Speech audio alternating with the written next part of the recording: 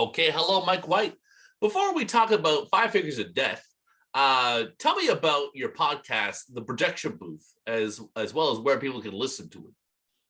Sure, yeah. We've been doing the projection booth for almost 11 years. It'll be 11 years in March of 2022. So, yeah, every week putting out at least one episode, if not two. It's film festival season starting up. So, doing some specials about some movies from Slam Dance. And then pretty soon, hopefully, we'll talk about some South by films.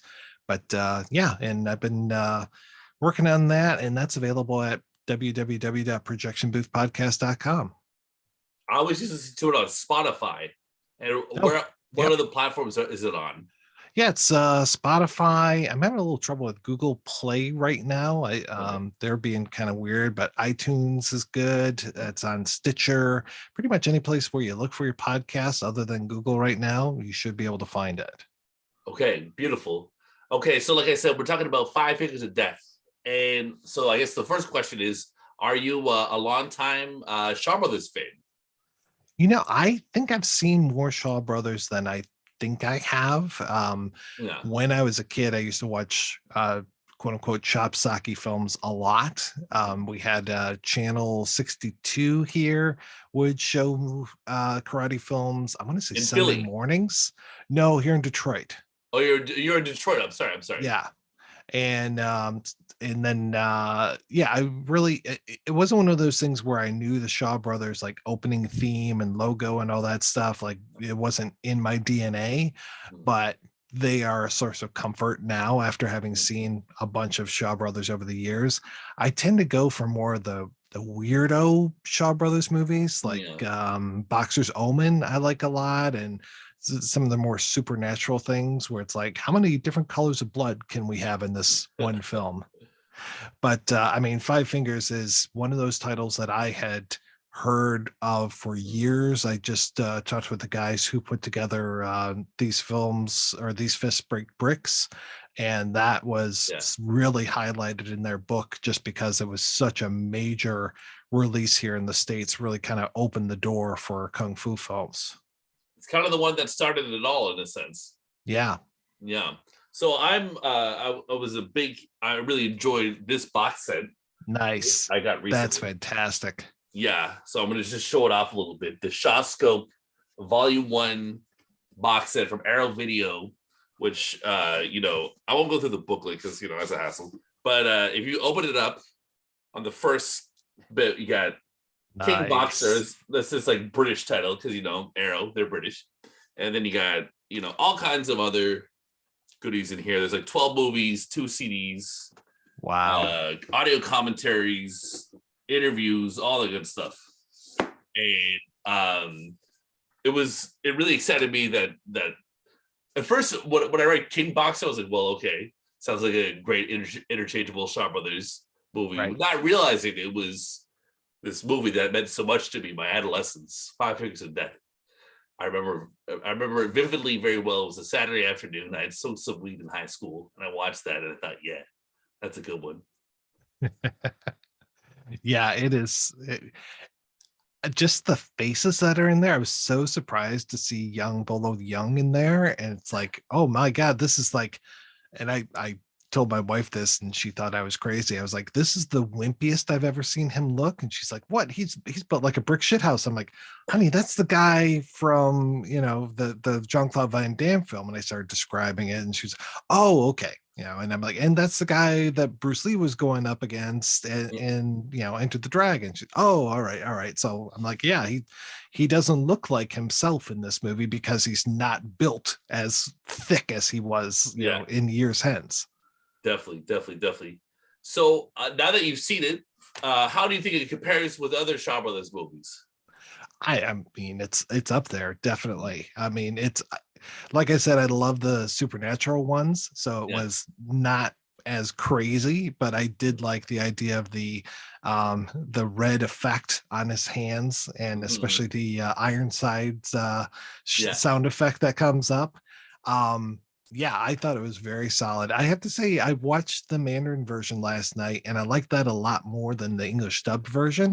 It Huh. just seemed to hold together a little bit better. And some of the relationships, I don't know if it's just that I was, not paying attention, but I seemed to understand some of the relationships between the characters more in the subtitled version than the dubbed version. That's interesting. I feel like dubbing gets a bad rap sometimes, but definitely for Shaw Brothers movies or like a Godzilla movie, it makes sense. Mhm. But you're right, like there's always another way. It's like a layered experience, basically. Right. Yeah. And then also hearing, I'm trying to remember, I don't think they use the original Chinese music.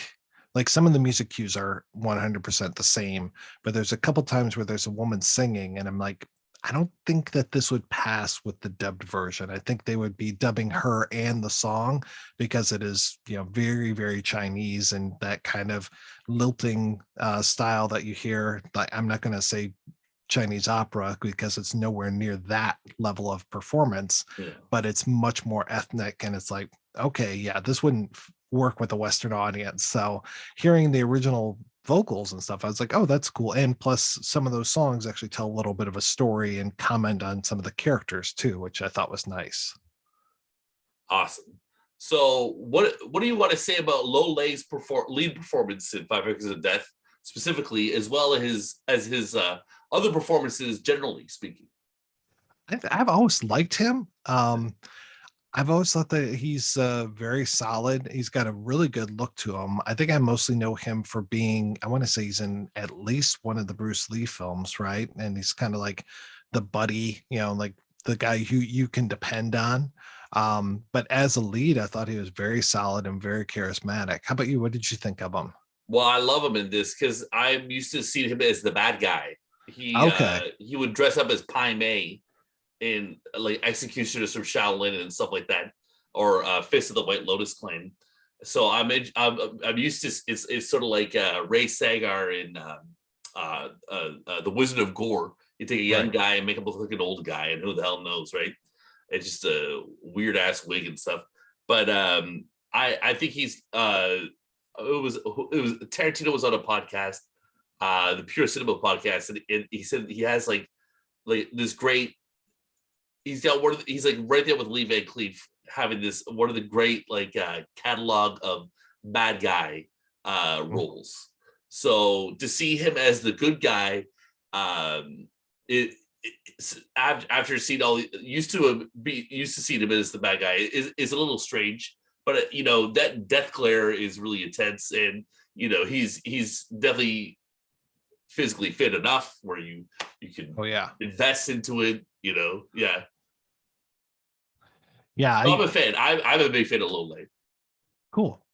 Yeah, I would like to see more of his stuff. I thought that he was very impressive, and to your point, I'd like to see him more in that villain role because I bet you he could knock it out of the park. Definitely watch Executioners of Shaolin, which is also in the Okay. set. But that's a good one. I'm a huge into Fist of the White Lotus Clan because that movie has Gordon Liu fighting Pai Mei, and then he would later become Pai Mei and Kill Bill. So I enjoyed that a lot. So, but going back to this movie, it really the listening to Tony Raines talk about it extensively, and other people on the Blu-ray, they were saying that they were really going. Shaw Brothers was really trying to replicate the feeling of like the Big Boss by Mhm. Bruce Lee. That was a hot movie at the time, and they were sort of more their style was way less. Uh, well, it just wasn't the Bruce Lee style. It was more. I guess they had become a bit more antiquated by the early '70s compared to Golden Harvest, and they were definitely going for the Bruce Lee style of movie. So, what do you think that they did that basically comparatively?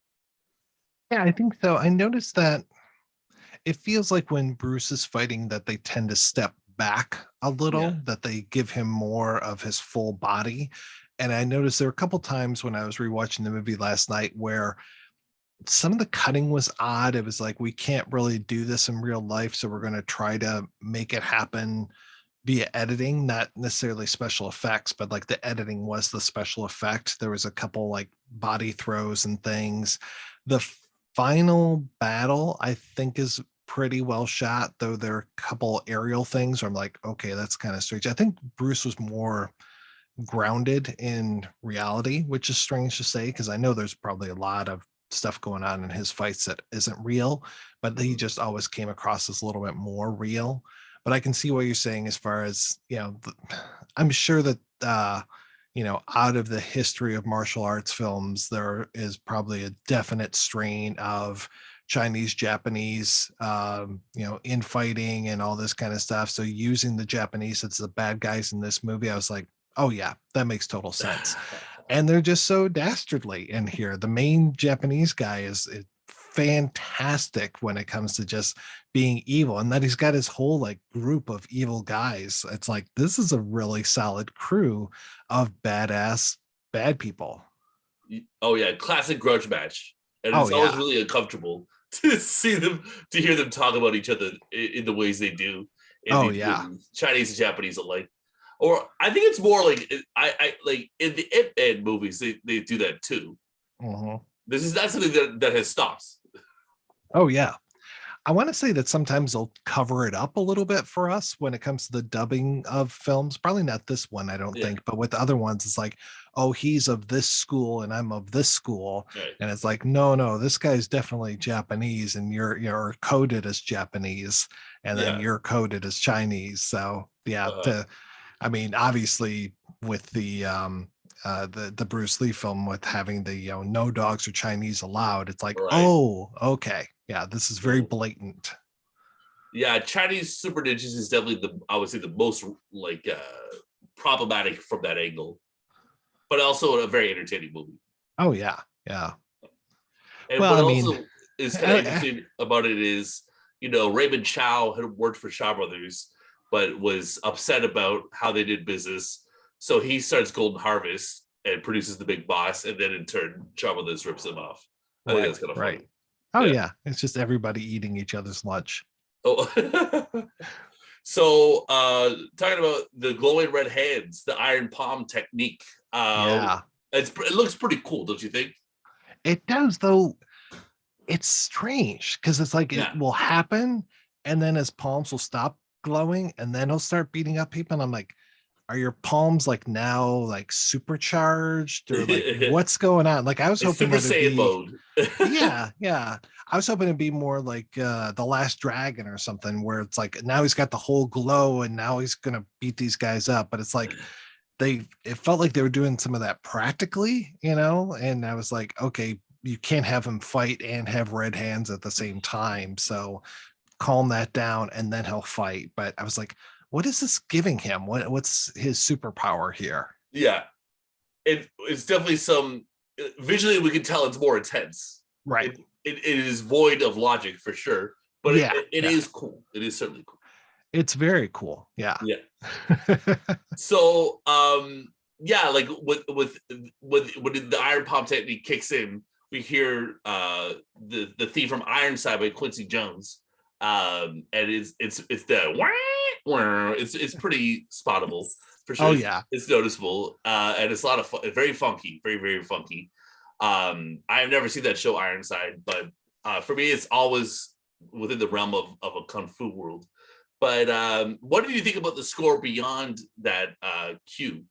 There were some great pieces in there. Yeah, There's one, I think it's when he's walking and it's there's some good drum stuff going on. It's like you can really hear the drummer going to town on stuff. yeah, And I was like, this is really good. And I know with a lot of kung fu films that they would take pre-existing music and just kind of redo it for themselves, like use it for themselves, like the Ironside um little bit there.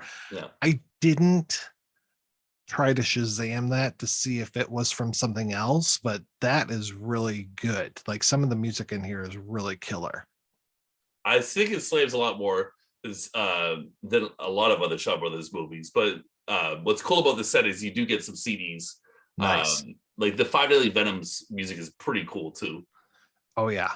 Yeah. Which I kept screwing up, and I actually watched probably 45 minutes of Five Deadly Ah, Venoms, and I was like, I think I'm watching the wrong movie. that's pretty funny.